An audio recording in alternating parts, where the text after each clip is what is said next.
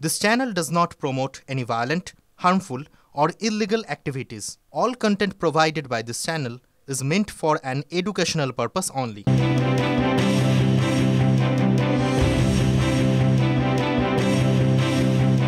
আরামবাগে সেখানে বালি চুরির অভিযোগে একেবারে তুলকালাম পরিস্থিতি। নবান্নের আধিকারিকদের ঘেরাও করে রাস্তা অবরোধ করে বিক্ষোভ। উত্তপ্ত পরিস্থিতি সামাল দিল আরামবাগ থানার পুলিশ। দেদার বালি পাচার হয়ে যাচ্ছে, অবাধে ওভারলোড ট্রাকের যাতায়াতে রাস্তার হাল একেবারে বেহাল। বারবার প্রশাসনের কাছে নালিশ জানিয়েও কোনো কাজ হয়নি অভিযোগ করছেন গ্রামবাসীরা। তাই এবার নবান্নের কর্তাদের সামনে পেয়ে ক্ষোভ উগরে দিলেন বিক্ষুব্ধ গ্রামবাসীরা। দেখুন সেই ছবি।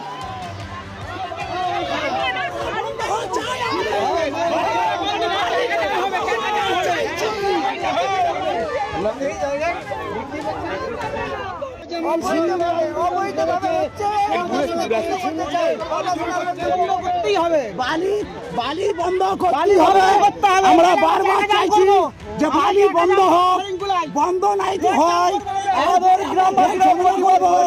বালি বন্ধ করতে হবে। না বন্ধ করলে আমরা এখানে ফের আন্দোলন করবো, আমরা ফের আন্দোলন করবো। আর এবারে আপনাদের শোনাবো বিরোধী দলনেতা শুভেন্দু অধিকারীর একটি হুঙ্কার, যেখানে তিনি বলছেন প্রত্যেকে নাকি এক হয়ে গেলে 26-এ অর্থাৎ আসন্ন বিধানসভা নির্বাচনের পর নাকি তৃণমূলকে আর খুঁজে পাওয়া যাবে না। 27 বছর পর বিজেপি দিল্লি জিততে পারলে 15 বছর পর বাংলাও দখল করতে পারবে। আগামী ভোটে দক্ষিণ 24 পরগনায় লড়াই হবে বিজেপি বনাম আইএসএফ এর। মন্দির বাজারের সভা থেকে হুঙ্কার শুভেন্দু।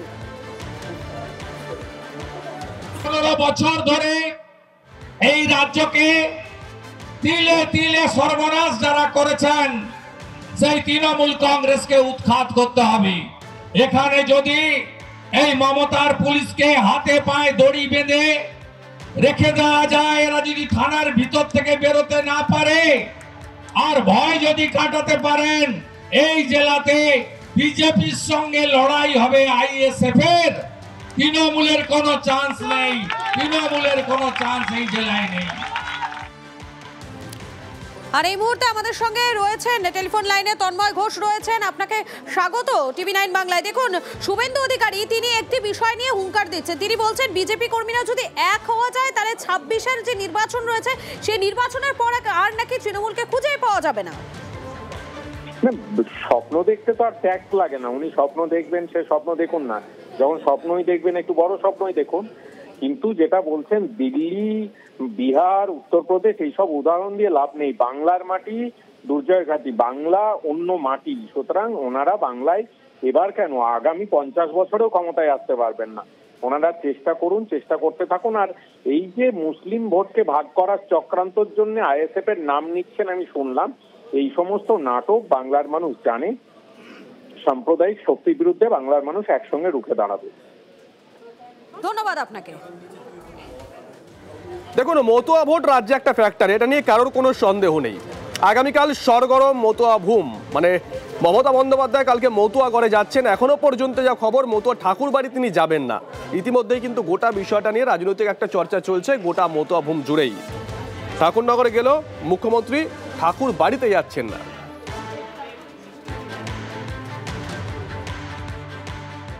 মমতা বন্দ্যোপাধ্যায় মুখ ফিরিয়ে নিচ্ছেন না, তবু আমরা আশা রাখছি তিনি ঠাকুর বাড়িতে যথাসময়ে আসবেন। আমরা আশা করেছিলাম তিনি এলে আমরা আর একটু মনোবল মানসিকভাবে, তিনি বিগত দিনে আমাদের সঙ্গে যেভাবে ছিলেন, একটা অভিভাবকের ভূমিকা পালন করতেন, আমাদের বিপদে আপদে খোঁজ নিতেন, পাশে থাকতেন।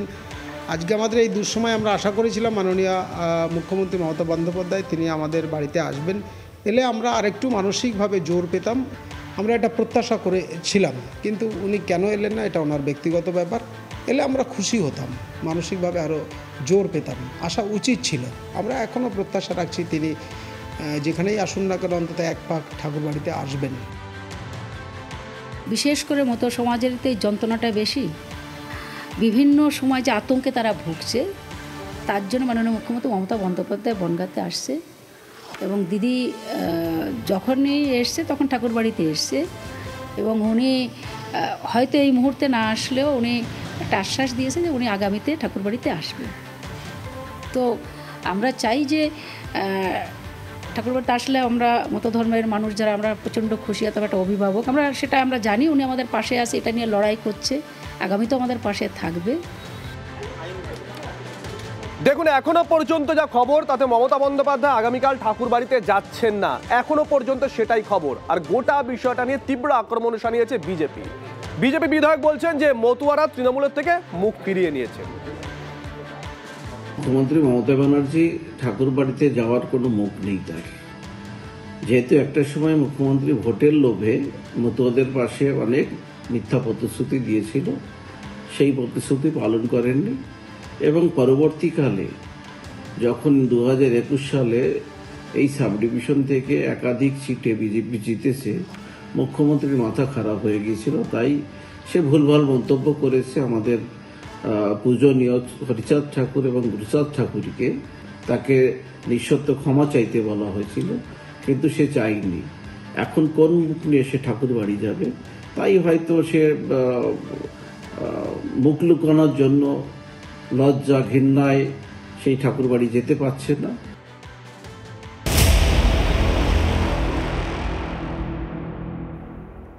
এই মুহূর্তে আরো একটা বড় খবরে নজর রাখতেই হচ্ছে। আবারও এসআইআর আবহে আতঙ্কে মৃত্যুর অভিযোগ উঠছে। এবার ঘটনাস্থল পশ্চিম মেদিনীপুরের পিংলা বিধানসভার দক্ষিণ ঢেকিয়া। 2002-এর ভোটার লিস্টে মা বাবার নাম নেই, একথা জানতে পারার পর থেকেই নাকি দুশ্চিন্তায় ছিলেন বাবলু হেমব্রম। আজ সকালে নিজের ঘর থেকে উদ্ধার হয় তার দেহ। এসআইআর আতঙ্কেই মৃত্যু, এমনটাই অভিযোগ করছে পরিবার। আমাদের সঙ্গে আমাদের প্রতিনিধি দেবব্রত রয়েছেন এই মুহূর্তে। দেবব্রত, এসআইআর আতঙ্কে মৃত্যুর যে অভিযোগের তালিকা, সেই তালিকায় নতুন একটি নাম যুক্ত হলো। পরিবারের তরফ থেকে এখনো পর্যন্ত কি দাবি করা হচ্ছে? দেখো, একদমই ঠিকই। এসআইআর আবহে কিন্তু এই মৃত্যুটা একটা নতুন করে রাজ্যের মধ্যে সংযোজন হলো।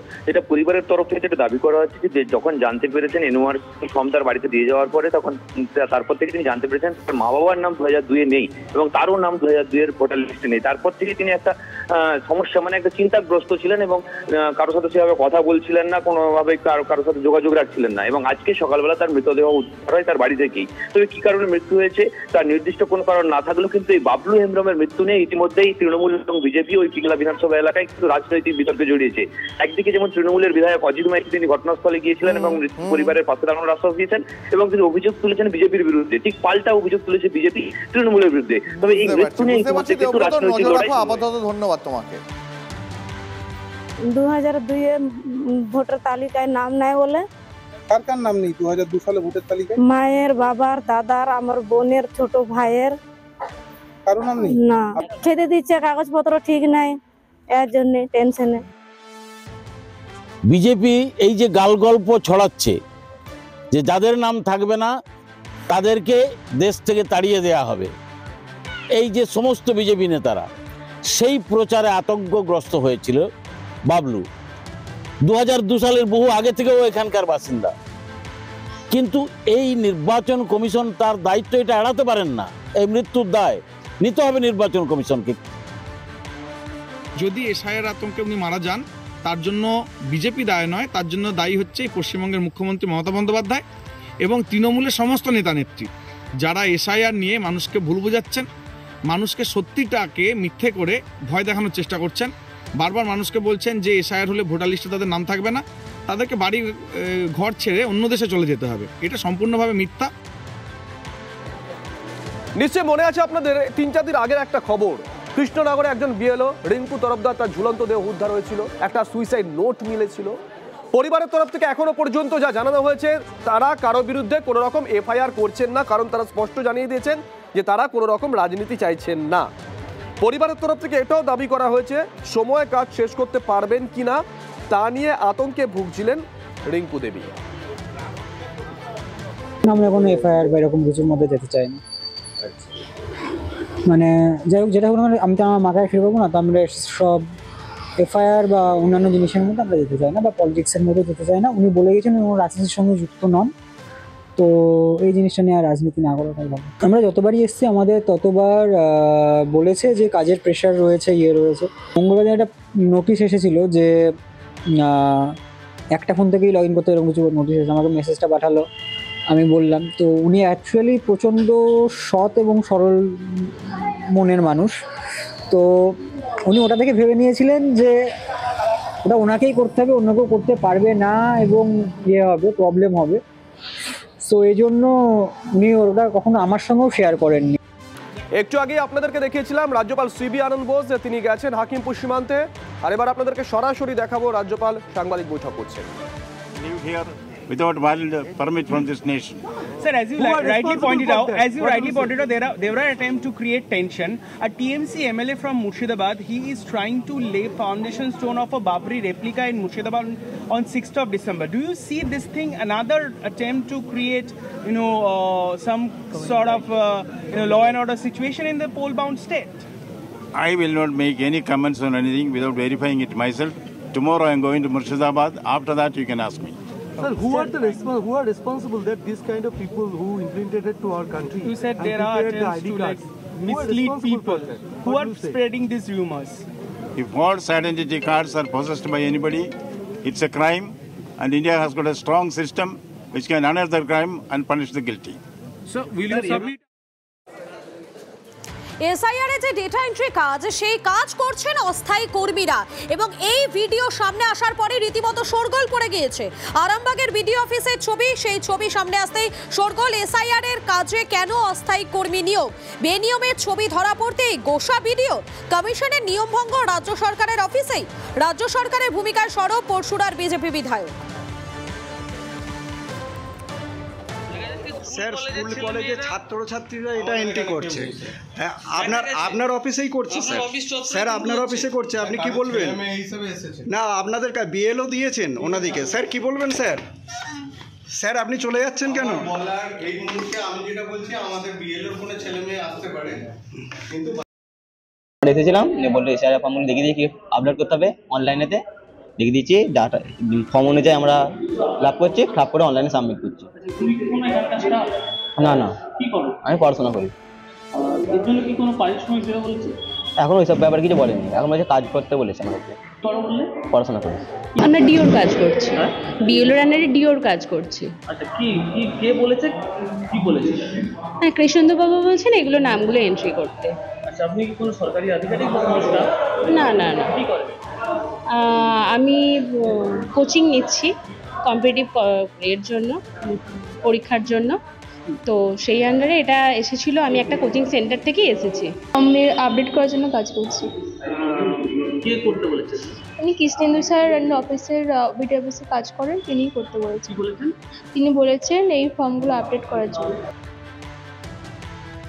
কার্যকর্তার সঙ্গে নিয়ে একটু এসেছিলাম, পুরো ভিডিওতে ঢুকলাম, ঢুকে গিয়ে সেখানে যাওয়ার পরই যে পরিবেশ আবহাওয়া দেখে বুঝতে পেরেছি ওখানে চলছিল, কিন্তু আমাদের যাওয়ার ফলে সেটা বন্ধ হয়ে চলে গেল। তো আমি পুরসুরের যিনি আছেন ওনাকে আমি লিখিত অভিযোগ করে এসেছি, এরকম শুনেছি, এরকম ঘটনা। আর এবার নজর রাখবো জলপাইগুড়ির দিকে, তার কারণ জলপাইগুড়িতে বিএলওর বিরুদ্ধে অভিযোগ করছে বিজেপি। কি অভিযোগ করছে? বিস্ফোরক অভিযোগ। বিজেপির দাবি বেছে বেছে তাদের ভোটারদের নাম কেটে দিচ্ছে বিএলও। অভিযোগ সেই কারণেই এনুমারেশন ফর্ম আসেনি, অবিলম্বে ভুক্তভোগীদের নাম তোলার দাবি করছে বিজেপি। একই সঙ্গে অভিযুক্ত যে বিএলও তাকেও অপসারণের দাবি তুলে কমিশনের দ্বারস্থ বিজেপি। বিএলও বলছে যে তোমার বাবার ফর্ম আসেনি। বাবার কি নাম 2002 এর লিস্টে আছে? হ্যাঁ, আমার বাবার নাম 2000 লিস্টে, মা বাবা দুজনের নামই আছে। এবং ভোট দিচ্ছে এখানে? হ্যাঁ, ভোট দিচ্ছে লোকসভার। বিএলওকে জিজ্ঞেস করেছিল? বিএলওকে জিজ্ঞেস করা হচ্ছে, তো বিএলও কিছু ঠিক মতো বলছে না, বলছে যে এখন দেখো পরবর্তীতে তোমারটা নাম উঠিয়ে দেবো। নাম উঠেইনি, আমার ফর্মই দেয়নি, বললো নাম কাটা গেছে। বিএলওর কাছে গেছিলাম, বলছে নাম কাটা গেছে, তোমরা এখানে থাকো না। এটা কি রাজনৈতিক ষড়যন্ত্র? সেটাই হবে, না হলে নাম আমাদের যারা মৃত্যু তাদের নাম আছে, আর আমরা জীবিত আমাদের নাম কেটে দিচ্ছে। আপনি কি বিজেপি করেন? হ্যাঁ, মানে যেহেতু ওখানে লেখা রয়েছে তৃণমূল, উনি রাজনৈতিক ষড়যন্ত্র করছেন। মনে হচ্ছে যে আরও আমি খবর নিয়ে দেখেছি যে এটা পুরোপুরি বিএলওরই চক্রান্ত। বিএলও কি কোনো দলের সাথে যুক্ত রয়েছে? হ্যাঁ, দলের সাথে যুক্ত আছে। তিনি হচ্ছে টিএমসি দলের বুথ সভাপতি ছিলেন। আচ্ছা, এখন মনে হয় বুথ সভাপতি থেকে তাকে বঞ্চিত করা হয়েছে। 2024 সালেও আমরা তার নিয়ে অভিযোগ করেছিলাম। নির্বাচন কমিশন আমাদের দায়িত্ব দিয়েছে স্বচ্ছভাবে কাজ করার জন্য, আমরা স্বচ্ছভাবে কাজ করছি। তার মধ্যেও যদি কোনো বাধা আসে বা কারো অসুবিধা হয়, সেটা আলোচনার মাধ্যমে সফল করা যাবে। ইচ্ছাকৃতভাবে ফর্ম দিচ্ছি না, আমার মনে হচ্ছে আমার বুথে কেউ বলতে পারবে না, এটা আমার মনে হয় কেউ বলতে পারবে না, সেটা আপনারা যাচাই করে দেখুন। ওদের তো অভিযোগ করাই কাজ, এমনি তো কোনো মানুষের জন্য কাজ করে না, উল্টা এসআইআর মতো একটা ব্যাপার সারা পশ্চিমবঙ্গে ছড়িয়ে দেওয়াতে কিভাবে মানুষ দুর্ভোগে পড়েছে তা আপনারা দেখতেই পাচ্ছেন। কিছুদিন আগে আমাদের কামারভিটায় ভুবনচন্দ্র রায় এই এসআইআর আতঙ্কে তিনি আত্মহত্যা করলেন, আপনারা নিজেরাই দেখলেন। এগুলো সব বিজেপির চক্রান্ত।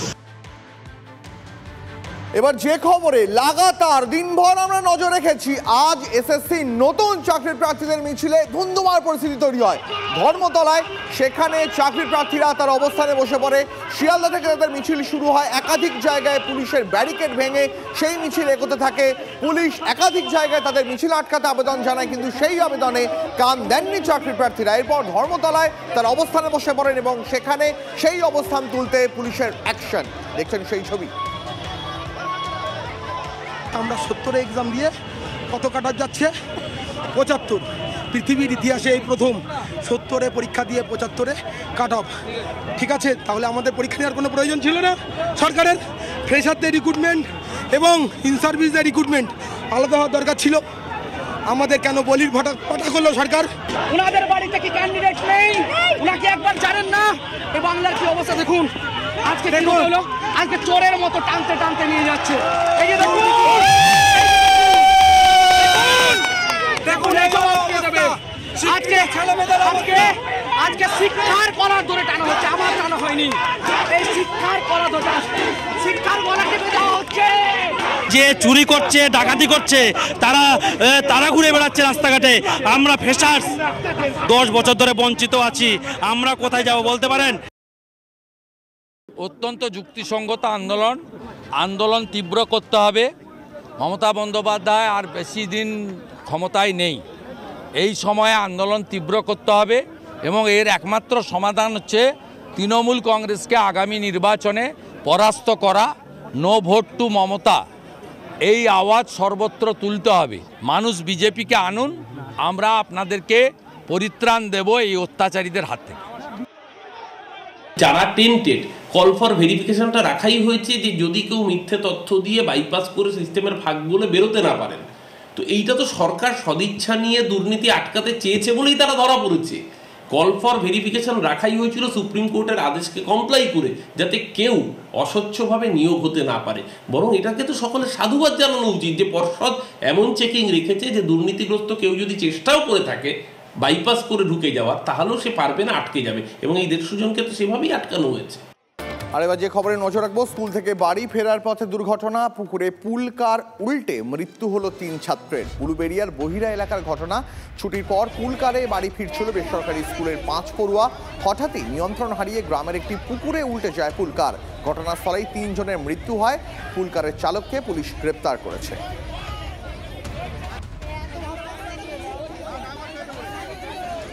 প্রথমে গাড়ি চালাচ্ছিল, তারপরে গাড়িটা হ্যান্ডেল বেঁকে গিয়ে পুকুরে চলে যায়।